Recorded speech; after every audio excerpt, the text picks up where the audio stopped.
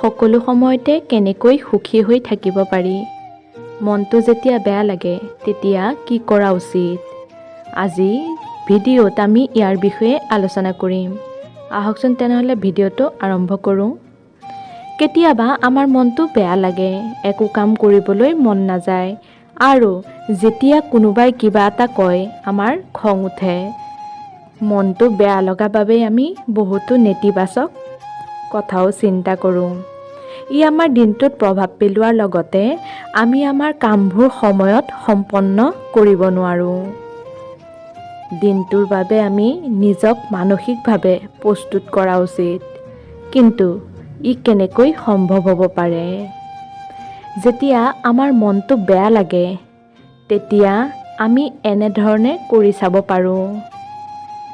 পোনপ্ৰথমতে অলপ সময় অকলশৰীয়াকৈ বহি নিজে যিখিনি পাইছোঁ সেইখিনিক প্ৰশংসা কৰা উচিত বা আমি ভবা উচিত যে যদিও আমাৰ মন বেয়া কিন্তু কিহৰ বাবে আমি জীৱনত কৃতজ্ঞতা প্ৰকাশ কৰিব পাৰোঁ। যেনে মই সুস্বাদু খাদ্য খাবলৈ পাইছোঁ, মোৰ থাকিবলৈ এখন ঘৰ আছে। যেতিয়াই মই এনেবোৰ কথা চিন্তা কৰিম তেতিয়া আমি নেতিবাচক কথাবোৰৰ পৰা নিজৰ মনটো আঁতৰাই ৰাখিব পাৰিম আৰু মনটো ভাল লাগি যাব।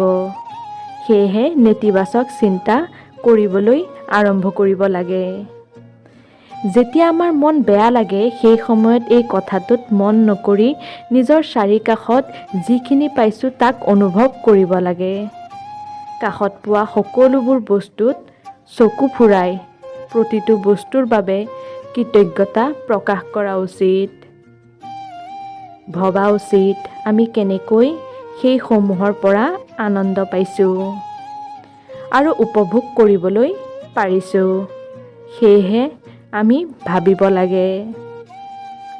দ্বিতীয়তে, কোনো কাৰণ নোহোৱাকৈ যেতিয়া মন বেয়া লাগে তেতিয়া এনেকৈ আচৰণ কৰা উচিত যিটোৱে মনটো ভাল লগায়।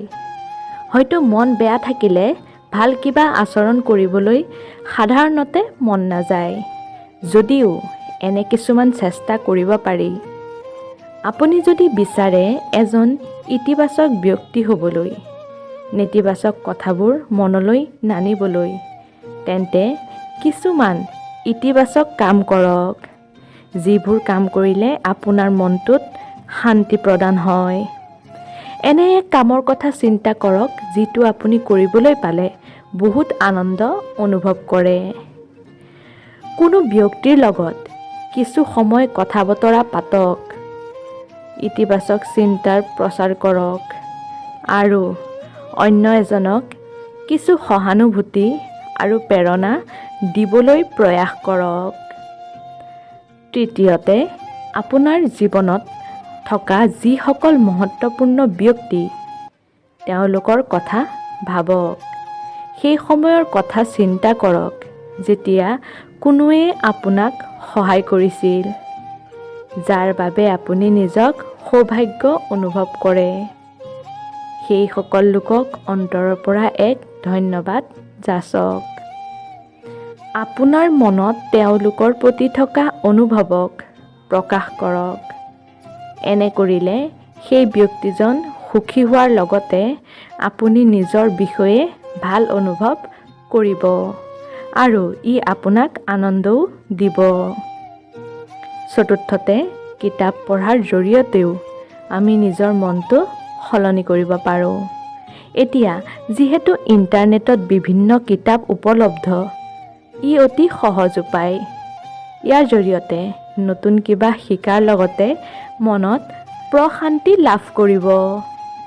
কিছুমান এনে কিতাপ আছে যাৰ জৰিয়তে প্ৰেৰণা লাভ কৰিব পাৰি আৰু জীৱনটো কেনেকৈ উদযাপন কৰিব লাগে তাৰ পৰামৰ্শও লাভ কৰিব পাৰি।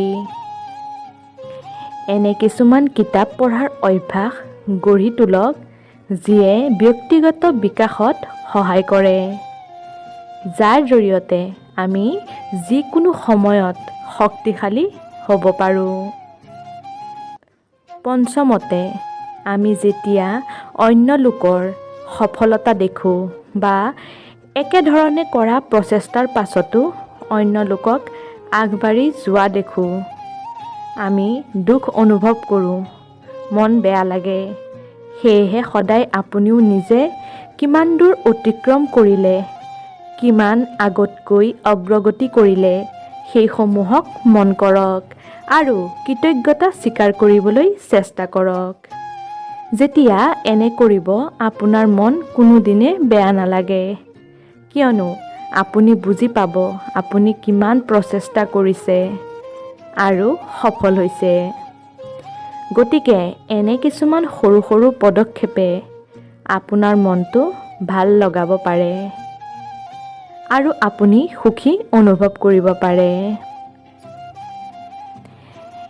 এনে কৰাৰ পাছত লাহে লাহে আপুনি মন বেয়া কৰিবলৈ এৰি দিব আৰু নিজে যিকোনো প্ৰকাৰে সুখ বিচাৰি উলিয়াবলৈ সক্ষম হ'ব। তেনেহ'লে আজিৰে পৰা এইখিনি কাম কৰিবলৈ আৰম্ভ কৰক। ধন্যবাদ বন্ধু বান্ধৱীসকল, আজিৰ ভিডিঅ'টো ইমানেই। যদি ভিডিঅ'টো ভাল পালে লাইক এটা কৰি শ্বেয়াৰ কৰি দিব আৰু এনেধৰণৰ ভিডিঅ'ৰ বাবে আমাৰ চেনেলটো ছাবস্ক্ৰাইব কৰি ৰাখিব। আজিলৈ আহিছোঁ, পুনৰ লগ পাম।